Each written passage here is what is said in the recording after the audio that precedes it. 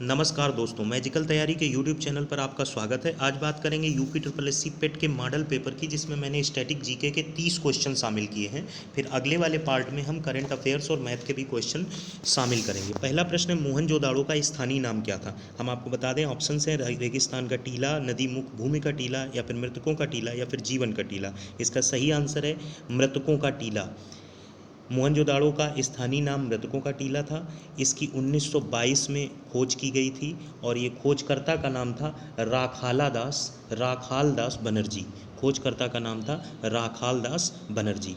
अगला प्रश्न है, प्रारंभिक बौद्ध ग्रंथों की रचना किस में की गई थी? प्रारंभिक बौद्ध ग्रंथों की रचना किस में की गई थी? ऑप्शन है प्राकृत पाठ, पाली पाठ, संस्कृत पाठ, या फिर चित्रलेखी पाठ। तो आपको बता दें, प्रारंभिक बौद्ध ग्रंथों की रचना पाली पाठ में की गई थी। इसके बाद संस्कृत पाठ में भी की गई थी, इसीलिए उन्होंने यहाँ पे प्रारंभिक वर्ड यूज कर दिया है। तो बौद्ध ग्रंथों की रचना पाली पाठ के अलावा संस्कृत में भी है, इसलिए याद रखिएगा कि प्रारंभिक बौद्ध ग्रंथों की रचना पाली पाठ में की गई थी। अगला प्रश्न है, वह सुल्तान कौन था जिसने खलीफा के अधिकार को मानने से इनकार कर दिया था? अब बात आई यहाँ पे खलीफा कौन है, तो खलीफा का नाम था कुतुबुद्दीन मुबारक खिलजी। कुतुबुद्दीन मुबारक खिलजी। और इसके अधिकार को मानने से इनकार किया था अलाउद्दीन खिलजी ने। तो अगर ये पूछा जाए खलीफा किसे कहते थे अलाउद्दीन खिलजी के कार्यकाल में, तो कुतुबुद्दीन मुबारक खिलजी को कहते थे। और उसके अधिकार को मानने से इनकार किसने किया था? अलाउद्दीन खिलजी ने किया था।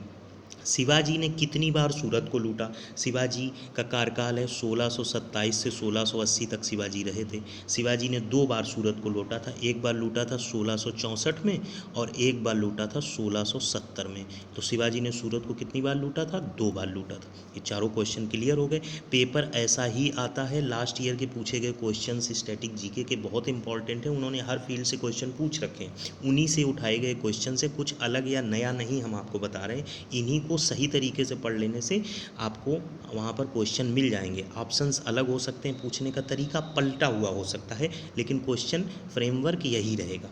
आइए आगे बढ़ते हैं। अगला प्रश्न है, भारत में सिपाही विद्रोह की शुरुआत कहाँ से हुई थी? भारत में सिपाही विद्रोह की शुरुआत कहाँ से हुई थी? ऑप्शन है राजकोट, चंपारण, बरेली, मेरठ।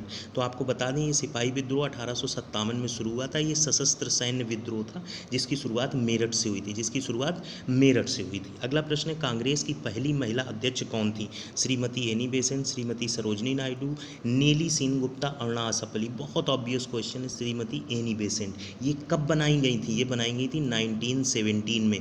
कहाँ बनाई गई थी? कलकत्ता में। कहाँ बनाई गई थी? कलकत्ता में बनाई गई थी। 1917 के अधिवेशन में कांग्रेस की पहली महिला अध्यक्ष श्रीमती एनी बेसेंट को बनाया गया। अगर पहली भारतीय महिला अध्यक्ष पूछा जाए तो सरोजनी नायडू को बनाया गया था। महात्मा गांधी ने किस वर्ष में नेटाल भारतीय कांग्रेस का गठन किया? नेटाल भारतीय कांग्रेस एक पार्टी थी जिसको महात्मा गांधी ने बनाया था 1894 में, और इसका उद्देश्य था दक्षिण अफ्रीका में रंग भेदभाव जो हो रहा था उससे लड़ने के लिए, उसके विरोध आवाज़ उठाने के लिए नेटाल भारतीय कांग्रेस का गठन किया था महात्मा गांधी जी ने। अगला प्रश्न है, कैबिनेट मिशन भारत आया था? कैबिनेट मिशन भारत कब आया था? कैबिनेट मिशन भारत आया था 1946 में। किसके नेतृत्व में आएगा? लॉर्ड पैथिक लॉरेंस के नेतृत्व में आया था। लॉर्ड पैथिक लॉरेंस के नेतृत्व में आया था। और 2 लोग इसमें थे, एक थे स्टैफोर्ड क्रिप्स और दूसरे थे एवी अलेक्जेंडर। पूछा जाता है कि कैबिनेट मिशन में कितने लोग आए थे? 3 लोग आए थे। अध्यक्ष कौन था? Lord Pethick Lawrence. साथ में कौन आया था? स्टैफोर्ड क्रिप्स और एवी अलेक्जेंडर।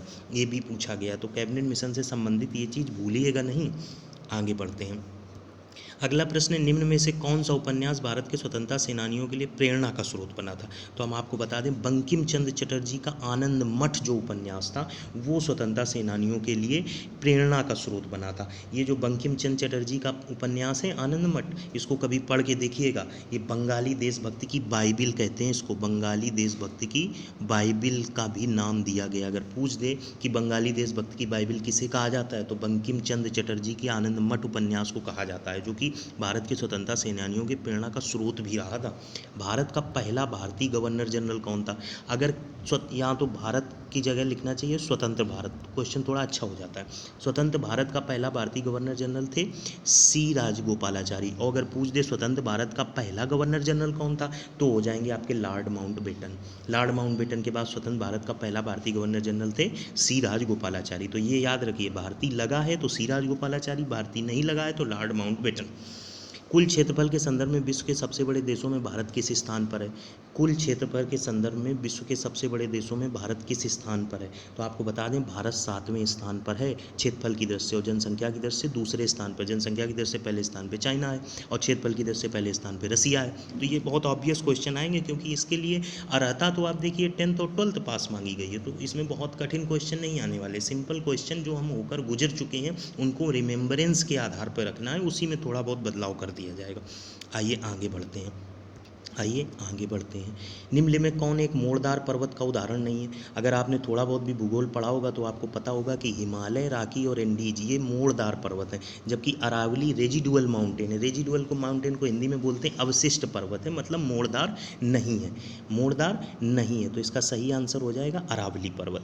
अगला प्रश्न है, हुंडरू जलप्रपात किस नदी पर स्थित है? हुंडरू जलप्रपात किस नदी पर स्थित है? सुवर्णरेखा नदी, कृष्णा नदी, गोदावरी नदी, कावेरी नदी। ये सुवर्णरेखा नदी पर स्थित है। सुवर्णरेखा नदी कहाँ है? झारखंड में। सुवर्णरेखा नदी झारखंड के रांची के पास है। कहाँ है सुवर्णरेखा नदी? झारखंड के रांची के पास है। ग्रांड कैनियन किस नदी पर है? ऑप्शन है मिसिसिपी, कोलोरेडो, कोलंबिया या फिर ओहारिया। तो ग्रांड कैनियन हम आपको बता दें कहाँ है? कोलोरेडी नदी पे। कोलोरेडो लिखा है, कोलोरेडी नदी होता है।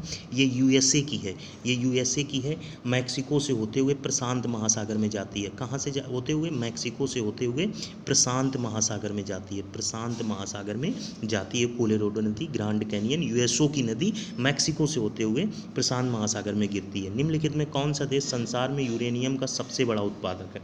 यूरेनियम का सबसे बड़ा उत्पादक कौन है? ये आपके लिए हम क्वेश्चन छोड़ रहे हैं, इसका आपको पता लगाना है, क्योंकि ये क्वेश्चन पुराना क्वेश्चन है। तो करंट में यूरेनियम का सबसे बड़ा उत्पादक बदल भी सकता है। वैसे दक्षिण अफ्रीका है, फिर भी आप इसको आपके लिए ये होमवर्क है, क्योंकि करंट में सिचुएशन बदलती रहती है, फिर भी आप देख लीजिएगा। नेक्स्ट क्वेश्चन की तरफ मूव करते हैं। दुग्ध उत्पादन में संसार में भारत का कौन सा स्थान है? बहुत फेमस क्वेश्चन है। फर्स्ट रैंक पे है इंडिया। भारत दुग्ध उत्पादन में फर्स्ट रैंक पर है। राजकोषीय घाटा का अर्थ क्या होता है? राजकोषीय घाटा का अर्थ क्या है? सरकार द्वारा एकत्रित कुल राजस्व, ये तो घाटा की बात ही नहीं हो रही है। सरकार के कुल राजस्व और कुल व्यय के बीच का अंतर, बिल्कुल सही बात है।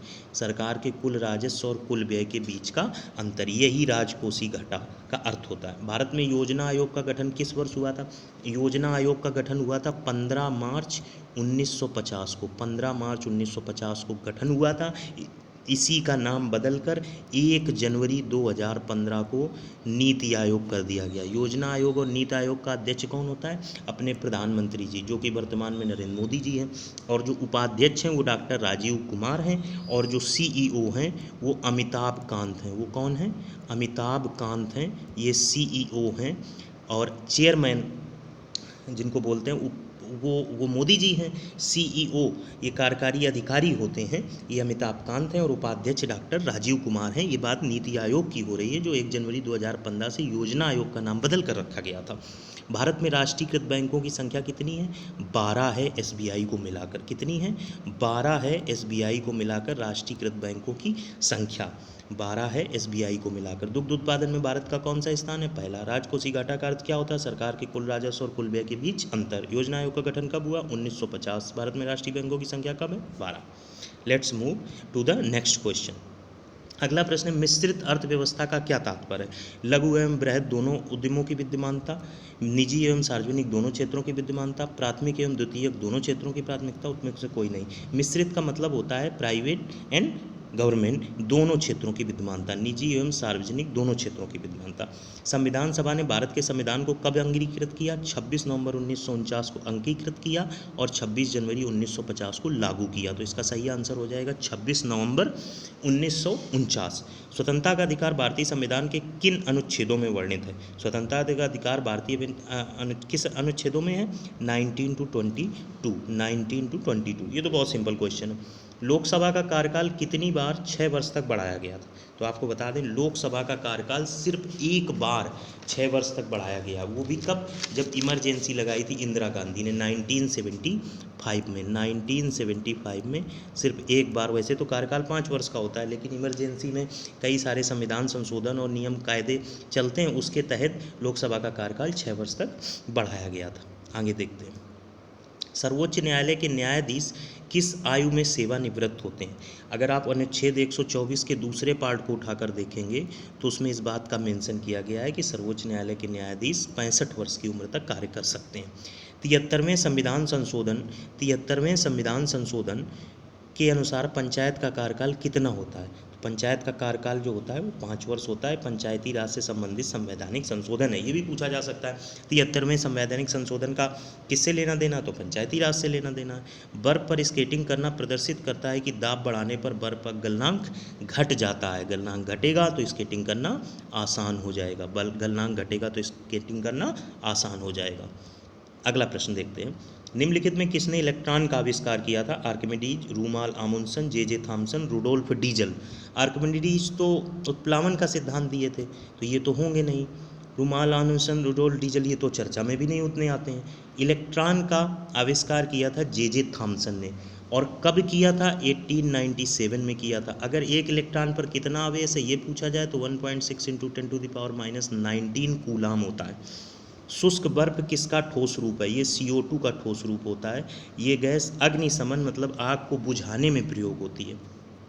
अगला प्रश्न है मानव शरीर में पाचन तंत्र का सबसे लंबा हिस्सा कौन सा है। पाचन तंत्र का सबसे लंबा हिस्सा होता है, कहने को ये छोटी आंती है, स्मॉल इंटेस्टाइन है, लेकिन ये सबसे लंबा हिस्सा होता है। इसकी लंबाई होती है 6.5 से 7 मीटर। इसकी लंबाई होती है 6.5 से 7 मीटर। ये आंत ऐसे इस तरीके से बनी होती है। आप सोचेंगे हमारी लंबाई तो 6 मीटर है नहीं, लेकिन ये अंदर सिकुड़े हुई फॉर्म में होती है, इसलिए इसकी लंबाई 6.5 से 7.5 मीटर तक होती है। लाल रक्त कोशिकाओं के निर्माण के लिए शरीर का कौन सा अंग जिम्मेदार। लाल रक्त कोशिकाएं जो हम लेके जाते हैं ब्लड को लेकर जाने के लिए, शरीर का मस्तिष्क है, फेफड़े हैं, हृदय। मस्तिष्क तो हो नहीं है, हृदय होगा नहीं, फेफड़े तो आपको सांस लेने के लिए यूज होते हैं। अस्थि मज्जा ये हड्डी का बीच का भाग होता है, ये जिम्मेदार होता है रक्त वाहिनियों में ब्लड को ले जाने के लिए, जिससे लाल रक्त कोशिकाओं का निर्माण होता है हड्डी के बीच वाले भाग में। तो इस तरीके से ये क्वेश्चंस आपके थे, और होपफुली आपको वीडियो अच्छा लगा हो। तो इसके सेकेंड पार्ट में हम मैथ के, करंट अफेयर्स के और मैथ के ग्राफ के भी क्वेश्चंस आपको सॉल्व कराएंगे। Thanks for watching the video.